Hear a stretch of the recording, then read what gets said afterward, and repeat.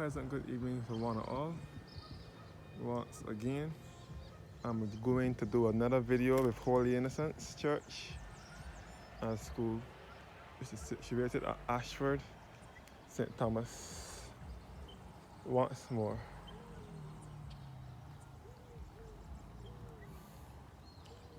Here at Ashford. This is the church here. Looking down to Ashford, St. Thomas, Ashford Long Road. The primary school building. And this is the mural graphic on the school building, which was done by Miss June Connell in 2005. Depicting things in St. Thomas. You can see the principal, Mr. Lester Vaughan, the one here reading the book. He was the principal at Holy Innocents School back in the 1950s and 1960s. And the school students down below. You can even see the cavern, the Harrison's Cave here.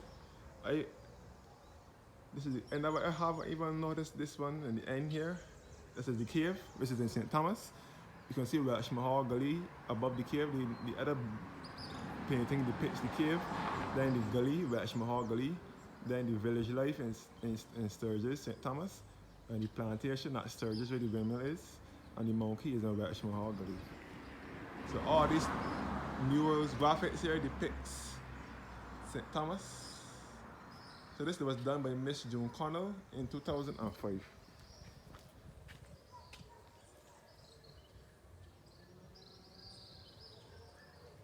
So this is where my aunts went to school.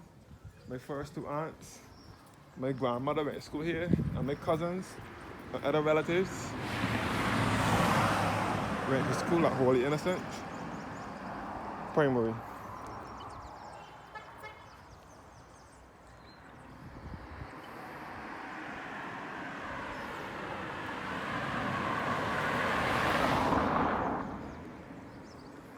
So my first two aunts went to school here under Mr. Vaughan, Lester Vaughan, who was the principal here from 1956 to 1965.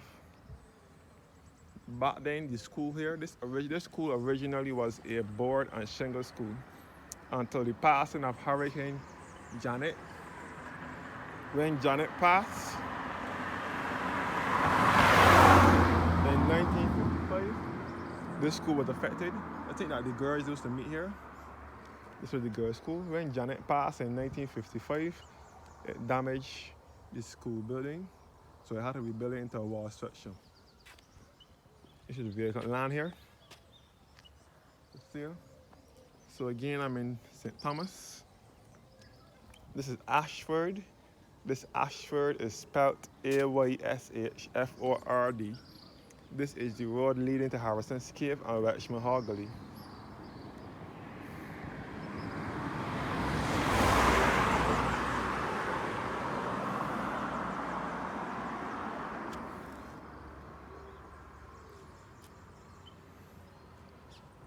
So this is the section of the church here for persons who died from cholera.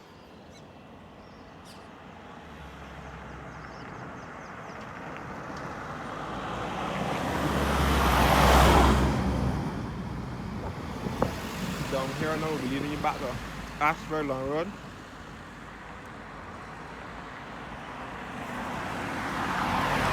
Ashford Long Road. Back to Hopewell. Hopewell is the village just below the church. It's Hopewell village. And then we'll lead you back to Jack in the Box Gully. And back down to Bushsong as well. So this is the church cemetery wall here. The cemetery wall where they bury the people now. Since the cemetery in the church is filled, this is where they have to bury the people.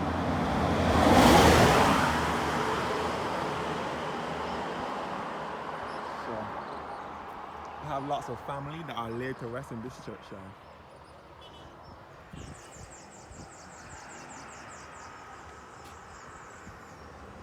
I have lots of relatives, lots of family that are buried here at Holy Innocents Cemetery.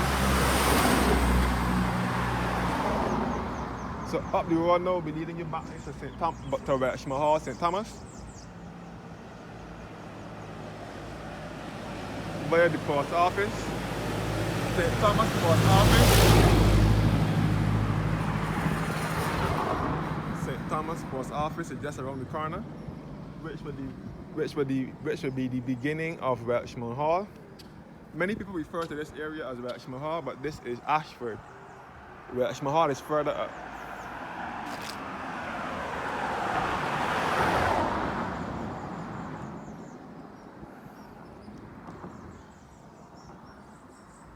So I will take a walk through the churchyard shortly and show you guys around the church. As I said before, this church is well taken care of. I have my only great aunt I have living, which would be my grandmother's last sister, my mother's last aunt, and my great aunt sings in the choir.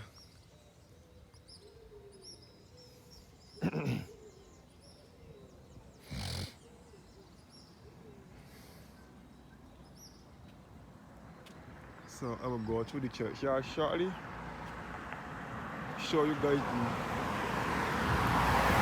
the church cemetery. I will start with the one on the opposite side of the road, and then I will come back to the churchyard. So as I said before, you have to bury the people on this side now, because the one in this cemetery over here is filled.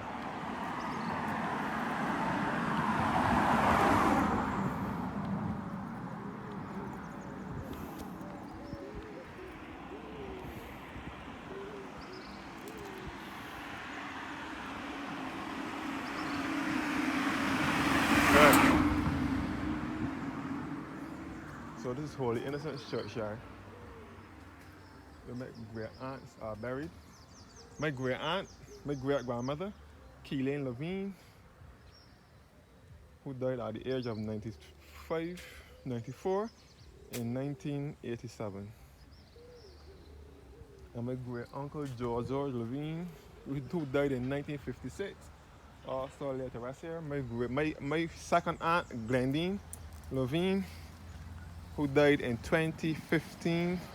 She was laid to rest on my birthday, on my 22nd birthday. She was buried on the 23rd of October 2015.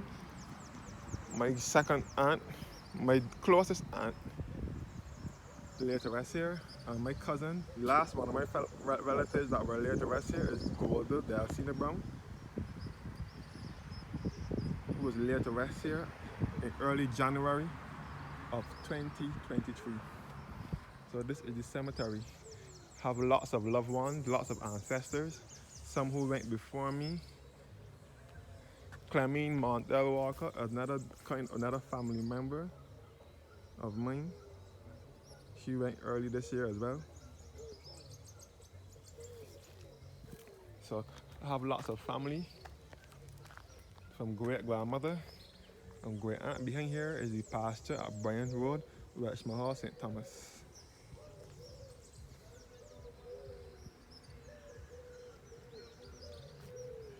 Cora Gollop.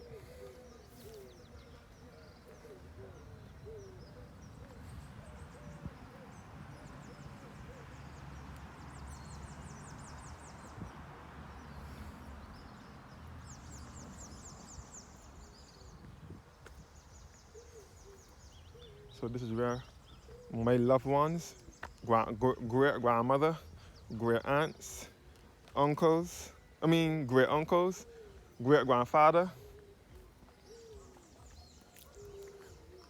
second aunt, and other cousins are laid to rest.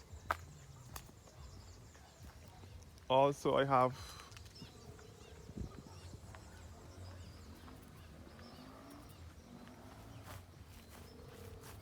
distant family in here, cousins mostly.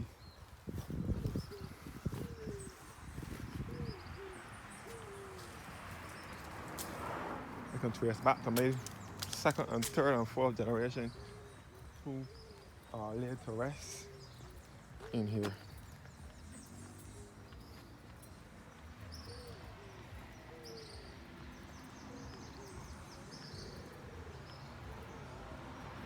left in the churchyard. We're heading back to the church now. Up the road now to post office and Richmond Hall. And again, Harrison's Cave runs all under here. That is why it is said that when service is going on at the church, that the organ from the church vibrates into the cave. So this road will lead you back to Harrison's Cave. Harrison's Cave is up the road here. Harrison's Cave is up here, which is the 8th wonder of the world. So all under here is the cave. And it's where it is said that when service is going on at the church, that the organ from the church vibrates into the cave. Harrison's Cave is known as a natural heritage site, which was discovered in 1970 by Danish speleologist Ole Sørensen and Barbadian Tony Mason, who together dug their way through the cave, swimming through several narrow holes and tunnels. Back in the 1970s,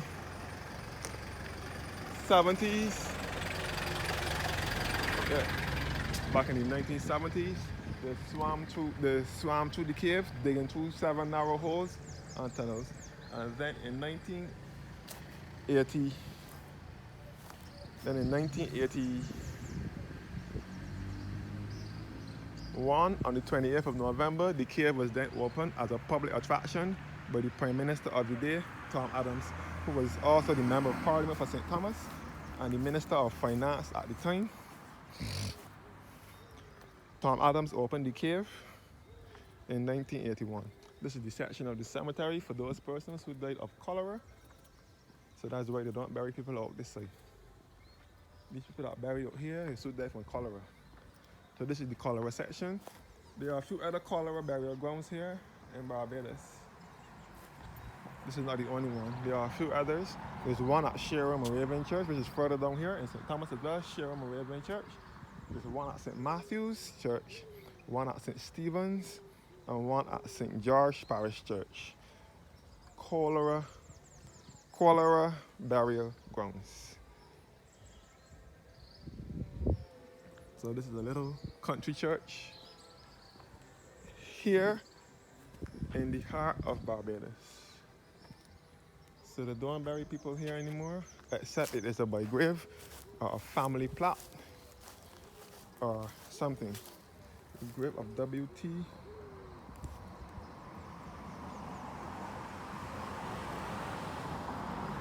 George Gooding and his wife Mildred Gooding and their children Jeffrey and Sheila.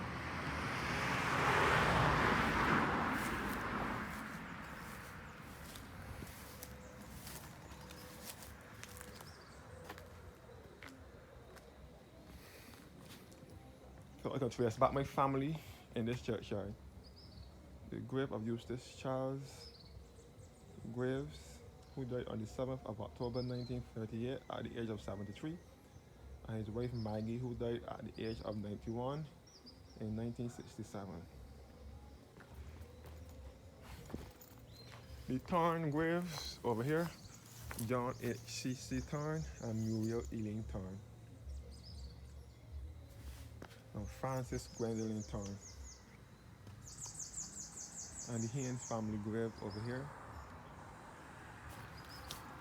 and the Innes family grave.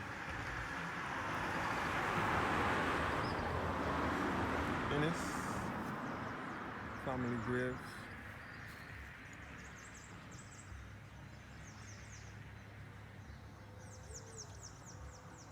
Sarah Ann Richards. I. Vivian Innes. Marion Walcott Innes. Marion Olive Innes. H. Hudson Innes. So this is the Innes family grave. So Holy Innocents is a beautiful Anglican church in the countryside here in the heart of Barbados. I plan to do another video with Harrison's Cave very soon. The grave of John W. Carrington, who died the 22nd of January 1889 at the age of 53. In memory of Margaret Williams of Carrington, wife of John W. Carrington of Richmond Hall, St. Thomas, who died the 3rd of November 1881 at the age of 67. Walter Philip Smith, who died the 16th of June 1918 at the age of 82. And his wife Elizabeth Hinch Chapman, who died the 24th of October 1914 at the age of 76. Walter Codrington Carrington Smith, born the 15th of June 1873 and died the 7th of December 1956, from Olivia and Phoebe. Also his wife Olive Ward, born the 10th of February 1886 and died the 6th of November 1960. And Beatrice Lyle Smith, born the 10th of March 1872 and died the 10th of December 1922. And Phoebe Warren Smith, born the 30th of January 1871 and died the 21st of December 1962. So this is another Anglican church, and I'm in the countryside, taking in all the beautiful country breeze. This is the vicarage here. This building here is the vicarage where the priest lives. The priest are the official residence of the priest, but this common priest doesn't live here, but this is the residence of the priest. So this is the bell now, where the bell is. The bell was placed in this edifice here between 1989 and 1990 when they were building this western porch here. The western porch here, which was built here between 89 and 90. 1989, 1990. They took down the bell from here and placed it in here. My great uncle Gorman Levine was also the bell ringer here, and also the sexton of the day, Collis O'Donnell Daniel. Whenever I get the chance, I always visit this little church that holds many memories for me. I also have lots of family buried here.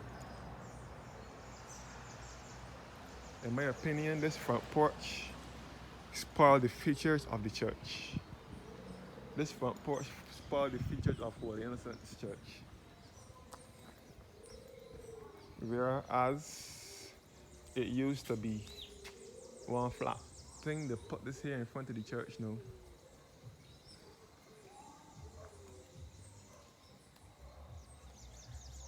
In memory of Ermentrude Gill. So these are all graves here in this churchyard. The vicarage here. They only hold events here now. They even hold choir practice in here, but they don't bury people in here anymore.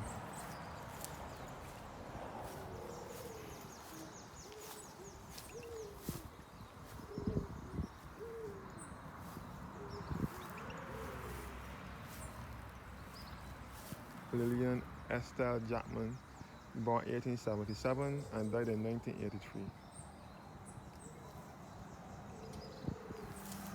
L.D. Eudora Thompson, born 1919 and died in 1999. Alan Howard Nurse, born 1867 and died in 1946.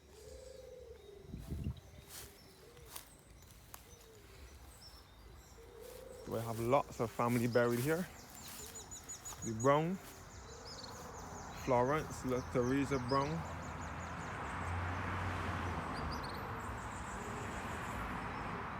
who died on the 20th of June 1973 at the age of 86. And Gladstone Theophilus Brown, born 1920 and died in 2000. And Delcina Chlorine Brown, born 1918 and died in 2008.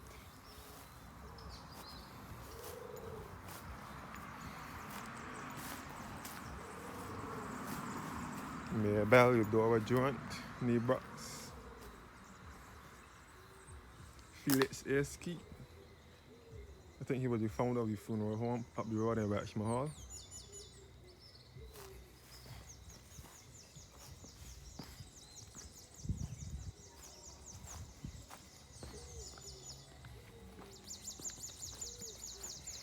Mahon family grave. And Lester St. Clair Vaughan, who was the former principal of Holy Innocents School back in the 1950s and 60s. He was the one who wrote the National Pledge. He was the former organist of this church as well. Lester Vaughan is a part of the mural at the school building down here. So this is the beautiful country church here in the heart of Barbados. This road here will lead you back to Bryan's Road and Welshman Hall, St. Thomas, known to many residents as the Line. There was a lady here by the name of Ursil who had a shop here years ago. She's dead now. Ursil had a shop here. The children from Holy Innocent School used to buy sucker bubbies. Sucker bubbies in Bajan terms is the fruit juice that is frozen and put in a plastic bag, and you have to bite the side of the bag to get the juice out. That's why they call it sucker bubbies or lollies. Pizza, fish cakes, and other snacks as well. Thank you guys for watching now. Have a blessed evening.